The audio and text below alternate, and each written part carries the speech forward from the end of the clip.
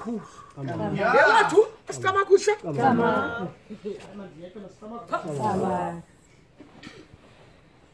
uthendi zama uyiqhwithi imatshisi mhlekazi utsho kwikhalati imatshisi ayilayithi bakleva abantu abakho duma uthi xa thetha uzawulayitha imatshisi ucumbuza ndibona uza koyika uphuma ubaleka lo mntu akafuna uzinzo kokehleli kwelithondo la masicamakusha